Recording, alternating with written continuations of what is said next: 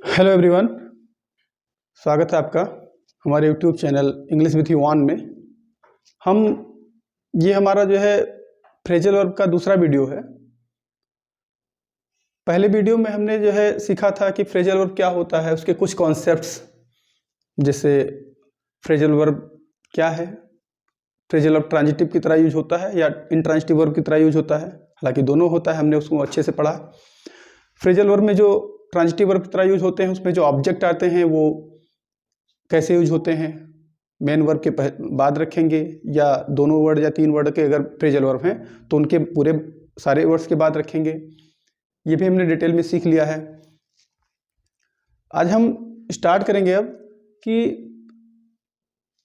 एक एक वर्ड्स हम लेकर चलते हैं। ऐसा कह लो कि एक एक लेटर से जितने वर्ड्स बनते हैं जो इंपॉर्टेंट है, जैसे ए से हमने स्टार्ट किया है, आस्क से, ए से स्टार्ट किया, ए से बनने वाले और कोई वर्ड होंगे जो फ्रेजल वर्ब में मोस्टली पूछे जाते हैं, उनको भी उठाएंगे हम।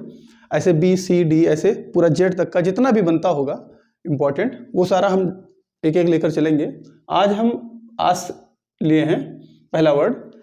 तो आस्क से 4 वर्ड बनता है फ्रेजल वर्ब मेन, इससे ज़्यादा भी हो सकते हैं, लेकिन जो मोस्टली एग्जाम में पूछे जाते हैं उसको हमने उठाया है कि ask after, ask out, ask in और आस्क फॉर। ये 4 वर्ड्स हैं हमारे बनेंगे फ्रेजल वर्ब। आइए हम एक एक डील करते हैं। जैसे आस्क फॉर है, आस्क फॉर मीन्स क्या होता है, हमने यहाँ हेडवर्ड लिखा हुआ है इसका।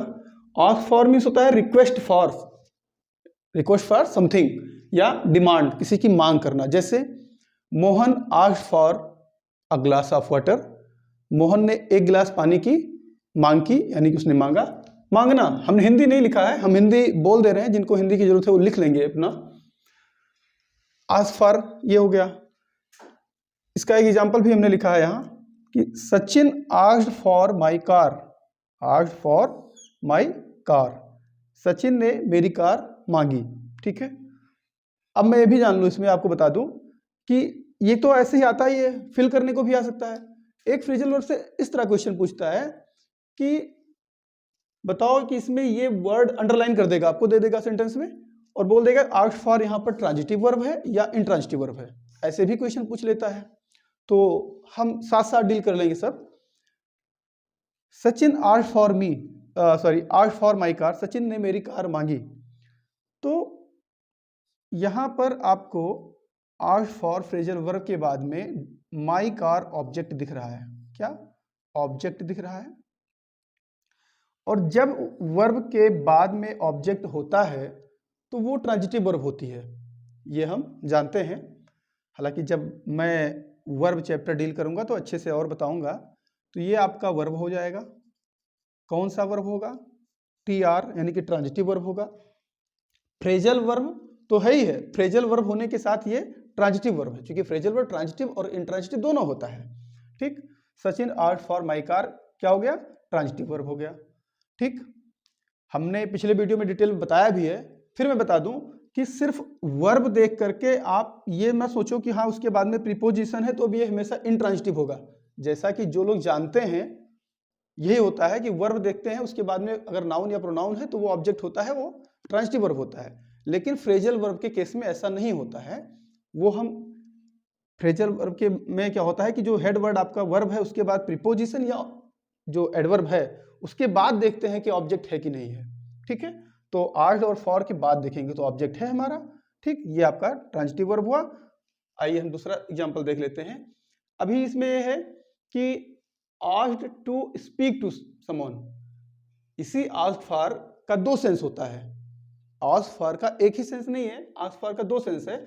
हमने यहां लिखा हुआ है दूसरा सेंस है to ask to speak to, यानी कि किसी से बोलने के लिए पूछना या कहना, या उसी को दूसरे शब्द में लिखे हमने लिखा है कि टू रिक्वेस्ट टू सी, किसी से रिक्वेस्ट करना उससे मिलने के लिए, या और टॉक टू समवन, या किसी से बात करने के लिए रिक्वेस्ट करना होता है। ठीक है, तो उसका भी ये वाला एग्जांपल भी उन्होंने लिखा है कि there is Anmol on the phone, phone पर कौन है? अनमोल है, फोन पर अनमोल है, एंड आस्किंग फॉर यू, ये देखो लिखा है आस्किंग फॉर यू, तो इसका मतलब क्या, वो आपसे बात करने के लिए कह रहे हैं, आपसे बात करने की रिक्वेस्ट कर रहे हैं या आग्रह कर रहे हैं, ठीक है। There is Anmol on the phone asking for you. अब यहाँ आस्किंग फॉर यू का मतलब इतना ही, आप ये नहीं बोलना है कि he wants to talk to you या कुछ ऐसा नहीं। जैसे आपने घर में बात कर रहे हो, आपके किसी रिलेटिव का फोन आया हुआ है और वो अपनी आपकी मदर से या ब्रदर या सिस्टर से बात करना चाह रहे हैं, तो आप सीधा बोलेंगे कि उस व्यक्ति को बोलेंगे कि that person is on the phone, और फिर बोलेंगे आस्किंग फॉर यू, अपनी मॉम से या डैड से जिससे भी कहना है। तो आस्किंग फॉर का मतलब हो जाएगा कि आप बताना चाह रहे हैं कि वो आपसे बात करना चाह रहा है, ठीक। वही चीज यानी कि रिक्वेस्ट टू सी और टू टॉक टू समवन, ठीक है। और एक चीज अब देख लें कि आस्किंग फॉर ट्रांजिटिव है कि इंट्रांजिटिव है। आपको यहाँ देखो आस्क फॉर के बाद में ऑब्जेक्ट आया हुआ, ट्रांजिटिव वर्ब है ये, ठीक है। आइए दूसरा देखते हैं एग्जाम्पल की,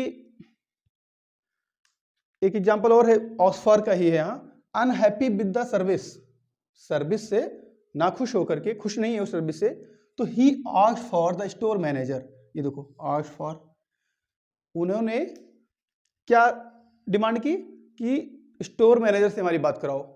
कोई कंपनी में कोई काम कर रहा हो या कंपनी में हम कोई किसी कंपनी की सर्विसेज ले रहे हैं, अब उन सर्विस से यदि मैं नहीं संतुष्ट हूं तो मैं यही कहूंगा ना, ये बताने के लिए कि ही आस्क्ड फॉर या I asked for the store manager. इसका मतलब ये हुआ कि हम स्टोर मैनेजर से बात करना चाहते हैं या उससे मिलना चाहते हैं, ठीक है। फिर अगला एग्जाम्पल हम लेंगे कि ये आस्क आफ्टर।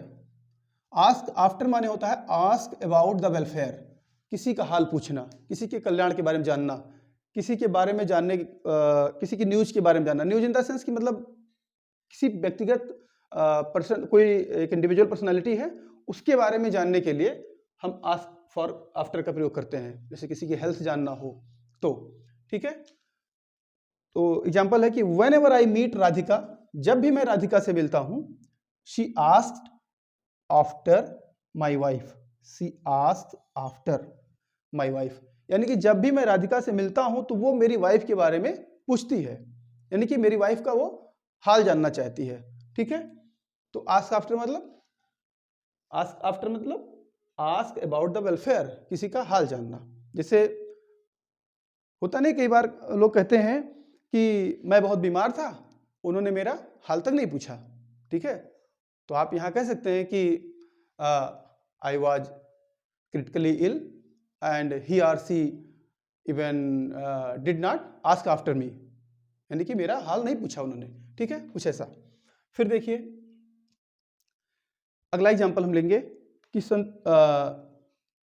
इन का लेते हैं। हाँ, आस्क आफ्टर हुआ, अब आस्क इन, इसका मतलब क्या होता है, तो हमने यहाँ पूरा लिखा हुआ है, invite him into the house.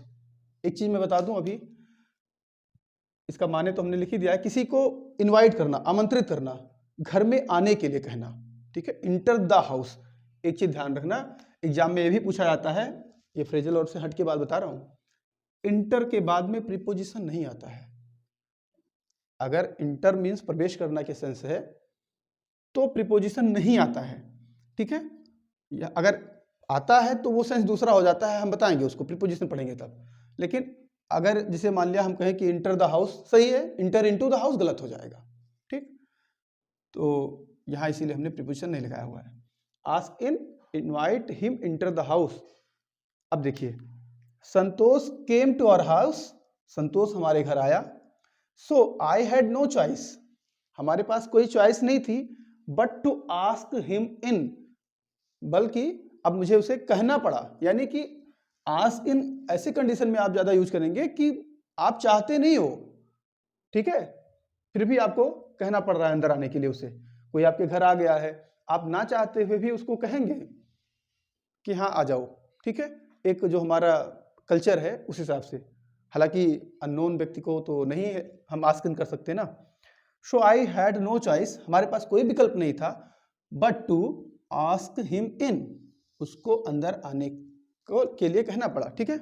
तो देखिए, जब आस्क इन का प्रयोग होता है तो ये चीज बहुत इंपॉर्टेंट है, ध्यान रखना आपको, कि ऑब्जेक्ट हमेशा बीच में आएगा। हमने पिछले वीडियो में बताया था कि जब अगर आपका ऑब्जेक्ट प्रोनाउन होता है, ठीक, तो उस टाइम आप ऑब्जेक्ट को प्रीपोजिशन के और हेड वर्ड के बीच में रखते हैं, यानी कि जो वर्ब है और प्रीपोजिशन है उसके बीच में रखते हैं। हमने देखो रखा हुआ है वर्ब प्रीपोजिशन बीच में हिम लगाया हुआ है, ठीक। आस्क हिम इन यानी कि उसको अंदर आने के लिए कहा, ठीक है। अगला एग्जांपल लेते हैं हम। अब अगला वर्ड है ask out. Ask out means होता है invite someone to an entertainment, मनोरंजन के लिए किसी को बुलाना, और टू ए मील, भोजन पर बुलाना, इन अ पब्लिक प्लेस, किसी पब्लिक प्लेस पर, पार्टी में, ऐसी जगह पर बुलाना किसी को आस्क आउट कहा जाता है, ठीक है। Ask out means invite someone, किसी को बुलाना, आमंत्रित करना, टू एन एंटरटेनमेंट, मनोरंजन के लिए, और अथवा to A meal, to a मील यानी कि भोजन पर, in a public place, public place पर या पार्टी में या किसी फंक्शन में बुलाना आस्क आउट कहलाता है। एक चीज ध्यान रखना, आस्क आउट का प्रयोग स्पेशली डेट वगैरह करने के लिए होता है, ठीक है।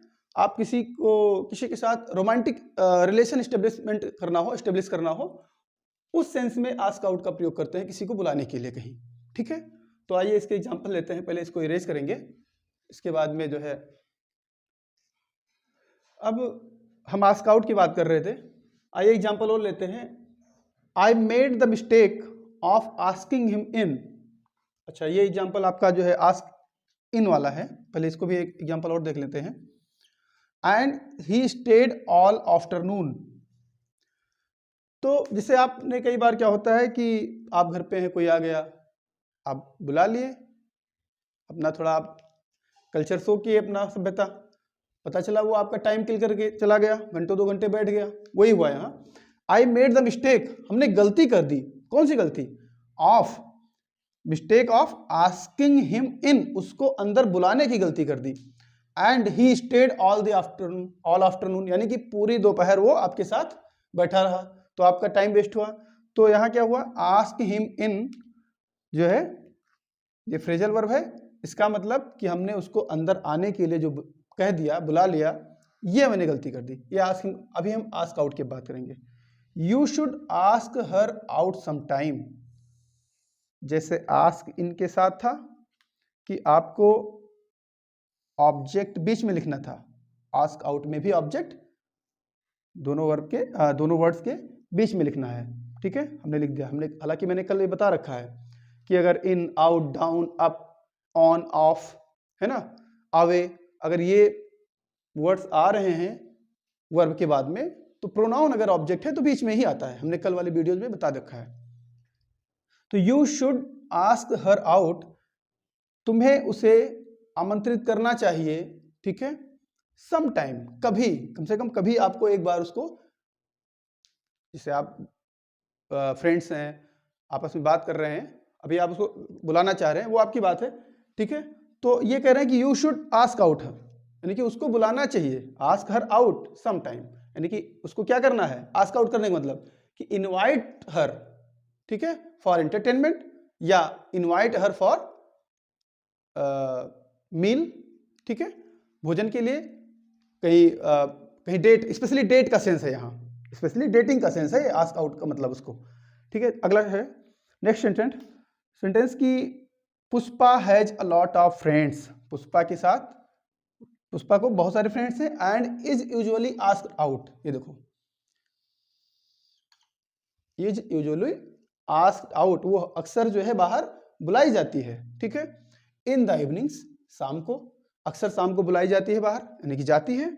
शो, इसलिए, शी सेल्डम स्पेंड्स, वो यदा कदा ही, सेल्डम कभी कभी ही, यदा कदा, स्पेंड्स एन इवनिंग, शाम गुजारती है, एट होम, घर पर वो कभी कभी अपना शाम गुजारती है, शाम जो है अक्सर उसका बाहर ही बीतता है, बाहर ही खाने जाती है, घूमने जाती है, ठीक है।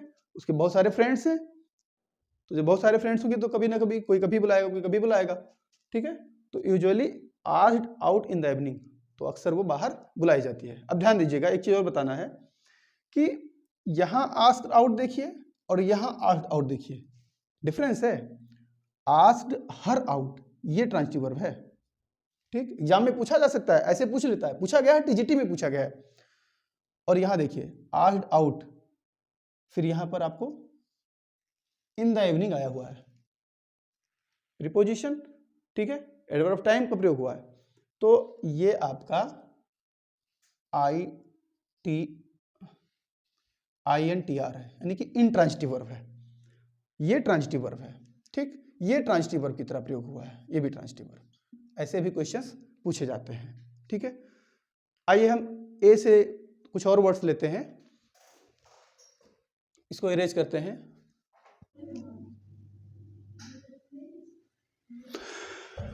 अब एक एग्जांपल, एक वर्ड और लेते हैं हम ए से, अकाउंट फॉर।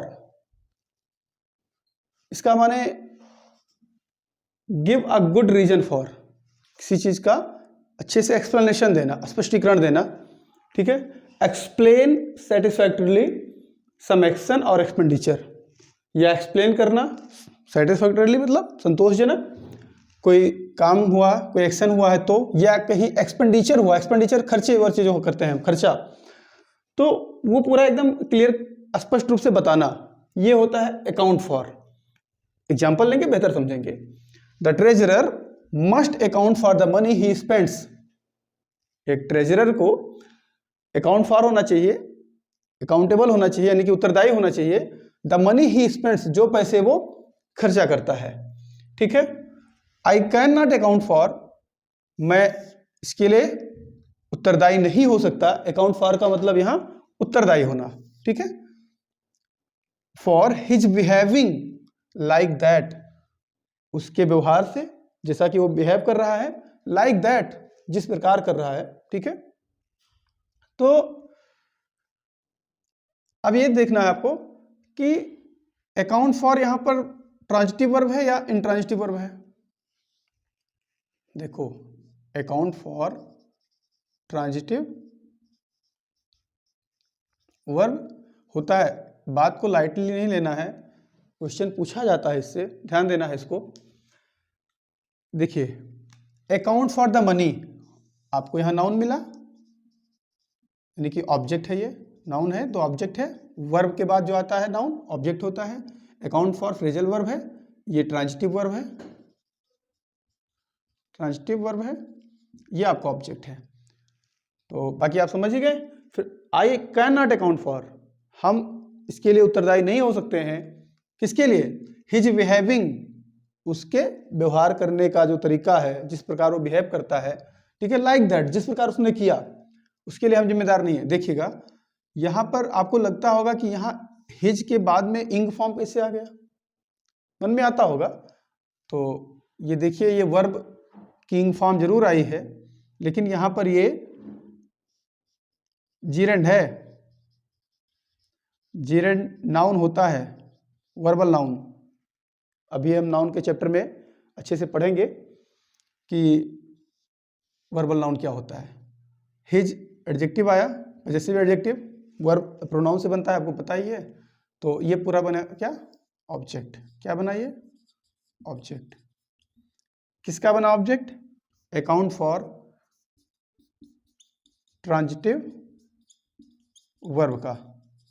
ये ट्रांजिटिव वर्ब जो आपकी फ्रेजल वर्ब के रूप में है, उसका ऑब्जेक्टिव बना, तो ये ट्रांजिटिव वर्ब हो गया। फिलहाल हमारा मेन फोकस फ्रेजल वर्ब पढ़ना है, लेकिन चूंकि फ्रेजल वर्ब से ट्रांजिटिव और इंट्रांजिटिव से भी प्रश्न पूछ लिया जाता है, तो वहां पर लोगों को प्रॉब्लम होती है। तो इसलिए जो है हमने सोचा कि जब हम एग्जांपल्स लें तो हम ये भी बताएं कि ये ट्रांजिटिव वर्ब की तरह यूज हुआ है फ्रेजल वर्ब हमारा, या इंट्रांजिटिव वर्ब की तरह। ठीक है, तो आज के लिए इतना ही इस चैप्टर में। नेक्स्ट डे हम बी लेटर से जितने इंपॉर्टेंट फ्रेजल वर्ब्स हैं उसको लेकर हम आएंगे, और एक एक वर्ड्स को बहुत अच्छे से क्लियर करेंगे हम, मीनिंग, फिर सेंटेंस में एग्जांपल्स, फिर वो ट्रांजिटिव की तरह यूज हुआ या इंट्रांजिटिव की तरह यूज हुआ, क्योंकि ये भी, इससे भी क्वेश्चन पूछा जाता है।